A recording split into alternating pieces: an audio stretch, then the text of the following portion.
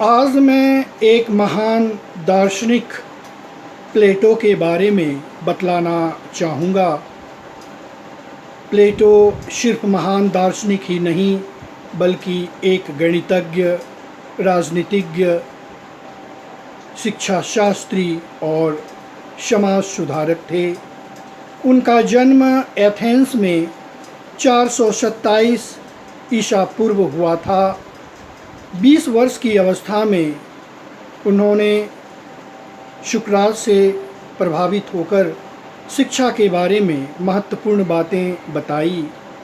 उन्होंने कहा कि 2 प्रकार की बातें होनी चाहिए, जगत विचार और भौतिक विचार।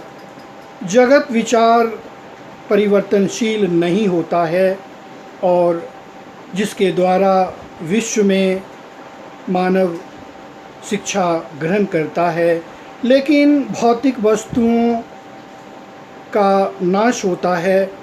उन्होंने मनुष्य के बारे में बतलाया कि जो मनुष्य गलत कार्य करता है उसे दंड मिलता है और जो सही कार्य करता है उसे पुण्य की प्राप्ति होती है।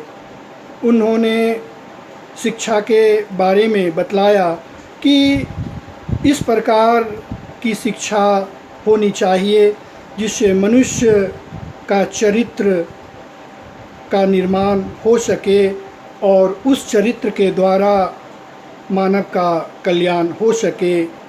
इस तरह से देखा जाए तो प्लेटो ने शिक्षा के बारे में महत्वपूर्ण बातें बतलाई। उन्होंने कहा कि 2 रूपों में शिक्षा दी जानी चाहिए, प्रारंभिक स्तर और दूसरा उच्च स्तर। प्रारंभिक स्तर में बालक को खेलकूद, व्यायाम, संगीत की शिक्षा दी जानी चाहिए और उच्च शिक्षा में उन्होंने तर्कशास्त्र, गणित और ज्यामिति पर विशेष बल दिया। उच्च शिक्षा के बारे में उन्होंने बतलाया कि उन व्यक्तियों को उच्च शिक्षा दी जानी चाहिए जो उच्च शिक्षा के लायक हो। एक परीक्षा का आयोजन करना चाहिए और अगर वो सफल होता है तो उसे उच्च शिक्षा देनी चाहिए और अगर असफल हो जाता है तो उसे उत्पादक में लगाना चाहिए, जैसे क्लर्क और अन्य ऐसे कार्य में जिससे उसका कल्याण हो सके।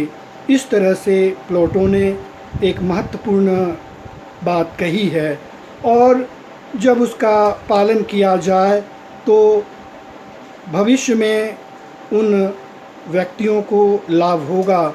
इस तरह से कहा जा सकता है कि प्लेटो ने शिक्षा के बारे में महत्वपूर्ण बातें बतलाई है। बहुत बहुत धन्यवाद।